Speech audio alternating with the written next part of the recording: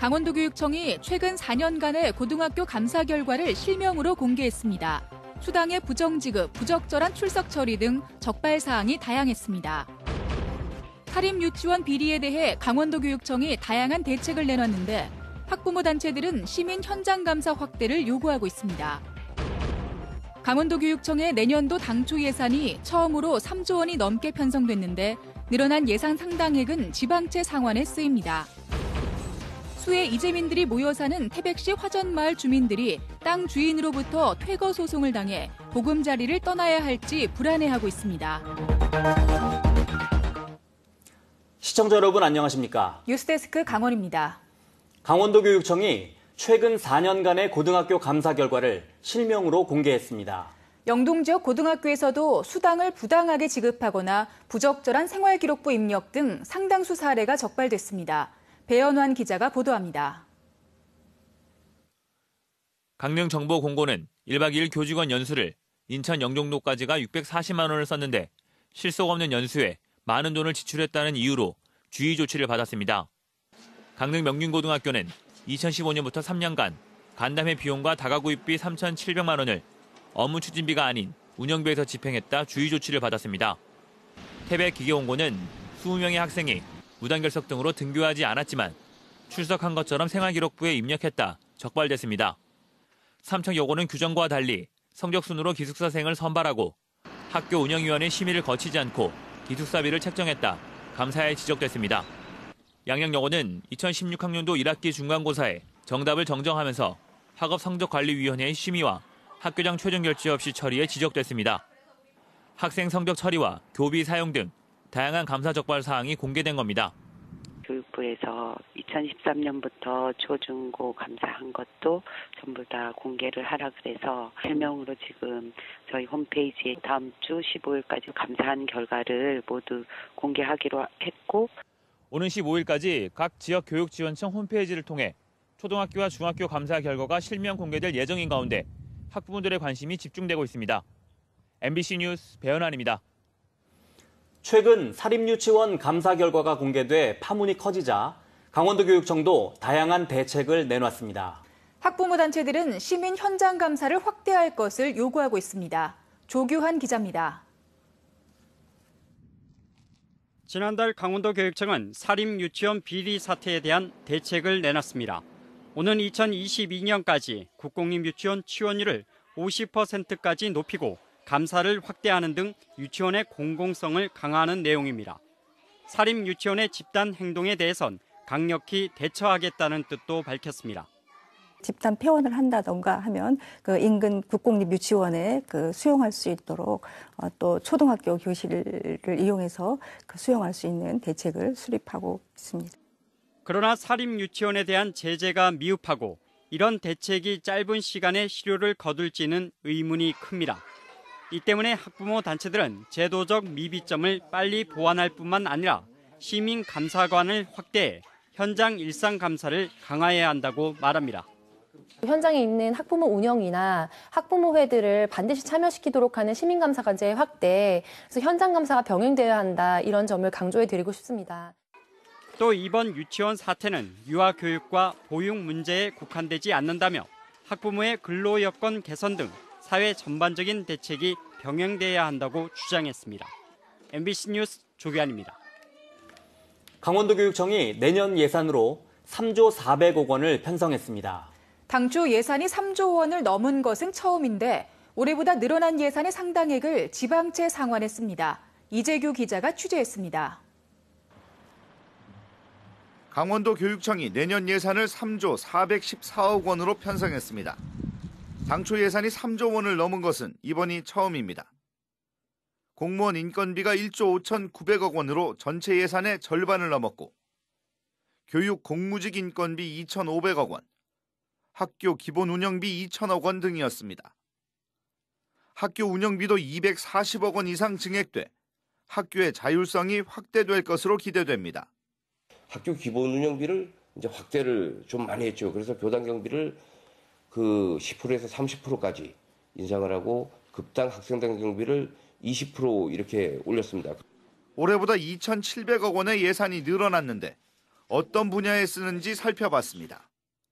지방채 조기 상환액 900억 원이 늘었고 공무원 임금 인상에 따른 인건비 증가액이 580억 원, 교육 공무직 인건비 증가분도 380억 원에 달했습니다. 교육청은 정부가 주는 보통 교부금이 2천억 원 이상 늘어나 지방채를 내년에 다 갚을 수 있다고 밝혔습니다.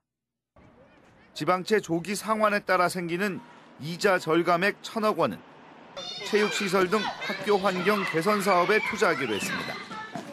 내년 그 당초 예산에 전체 남은 금액을 상환하는 걸로 이렇게 했습니다. 교육청의 이번 예산안은 도의회 심의를 거쳐 다음 달 최종 확정됩니다. MBC 뉴스 이재규입니다. 다음 소식입니다. 태백시 화전동 화전마을엔 지난 1972년 수해를 입은 이재민들이 집단 이주에 살고 있습니다. 그런데 최근 토지 주인이 집단 퇴거하라고 소송을 진행하고 있어 주민들의 불안이 커지고 있습니다. 홍한표 기자가 보도합니다. 태백시 화전동 화전마을입니다. 지난 1972년 수해가 발생하자 이재민 38가구가 이곳으로 옮겨와 거처를 마련했습니다. 인근 광업소의 경석과 공사 자재물 등으로 수해가 발생하자 광업소 측에서 땅을 주민들에게 무상으로 내준 겁니다. 도랑이 막히니까 물이 내려갈 데가 없으니까 양쪽 도로 옆으로 집이 있으니까 그리고만 싹 다 들여차여가지고. 주민들은 건물 등기까지 소유하고 있어 자기 땅으로 알고 살았다고 주장하고 있습니다. 집이 다 파손됐으니까 자기네 땅이니까 여기서 살아라. 무상으로 줄 테니까 그래서 여기서 정부에서 집을 지어줘가지고 10년 동안 분할 상환으로. 그런데 최근 주민들에게 집을 비우고 퇴거하라는 소송이 제기되면서 마을이 술렁이고 있습니다. 사실상 토지가 주민들에게 넘어오지 않은 채 몇 차례 주인이 바뀌었고 현재 땅 주인이 소송을 제기한 겁니다. 사실상 문제들이 있으니까 어렵게 사는 거라. 그랬더니 이제 본인의 땅인 줄 알고 잘못 생각하고 있어요. 45년도 더 된 일이라 관련 문서도 없고 당시 마을 어르신들도 대부분 사망한 상황이어서 해결책을 찾기가 쉽지 않아 보입니다. 개인과 개인의 그 분쟁이지만은 우리 시에서도 이제 고문 변호사를 통해 가지고 우리가 주민들에게 좀 도움을 줄 수 있는 그런 방안에 대해서 지금 여러 각도로 지금 이렇게 고민하고. 주민들도 변호사를 고용하고 맞소송에 들어갈 것으로 보여 갈등은 쉽게 사그라들지 않을 것으로 보입니다. MBC 뉴스 홍한표입니다. 영상 리포트 더 봄 시간입니다.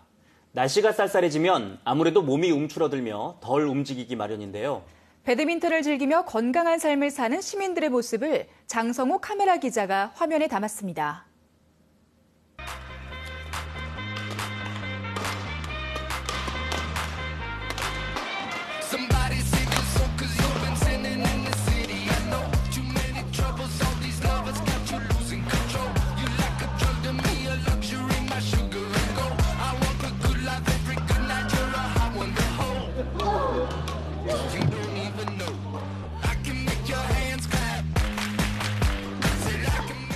기다렸다가 쭉 올라가야지.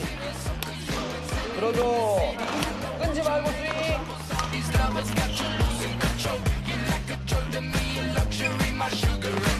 동호인분들과 매일매일 운동을 하니 스트레스도 풀리고 즐겁습니다. 건강을 위해서 꾸준히 운동하겠습니다.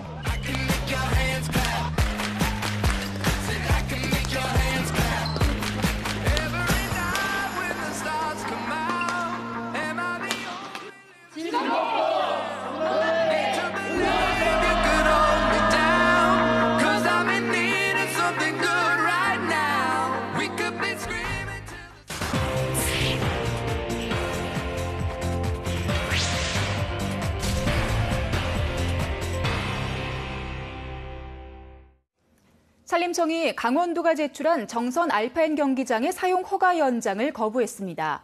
강원도는 지난달 29일 정선 알파인 경기장의 국유림 101헥타르에 대해 사용기한을 2023년 8월까지 4년 8개월 연장하는 갱신 허가서를 제출했지만 산림청이 이를 반려했습니다. 강원도는 일단 며칠 안에 다시 국유림 사용 갱신 허가서를 제출한다는 계획이지만 산림청 역시 복원에 대해 완고한 입장이라 대책 마련에 고심하고 있습니다. 강릉과 철원의 사립유치원 2곳이 폐원을 고민 중인 것으로 확인됐습니다. 강원도교육청에 따르면 강릉의 원화 100명 규모의 한 사립유치원은 최근 학부모들에게 문자 메시지를 보내 폐원 관련 상담을 진행할 계획이라고 알렸습니다. 철원의 사립유치원 한 곳은 유치원 사태 이전부터 경영난을 겪고 폐원을 고심 중인 것으로 알려졌습니다. 이 밖에 도내 30여 개 사립유치원이 도교육청과 지역교육지원청에 폐원과 관련한 행정 절차 등을 문의했습니다. 아시아 태평양 컬링 선수권대회에 출전 중인 한국 여자대표팀이 결승전에 진출했습니다. 어제 저녁 강릉 컬링센터에서 열린 준결승에서 국가대표인 춘천시청팀은 예선 첫 경기에서 아쉽게 패했던 중국을 다시 만나 7대4로 꺾고 결승에 진출했습니다. 뉴스를 마칩니다. 시청해주신 여러분 고맙습니다.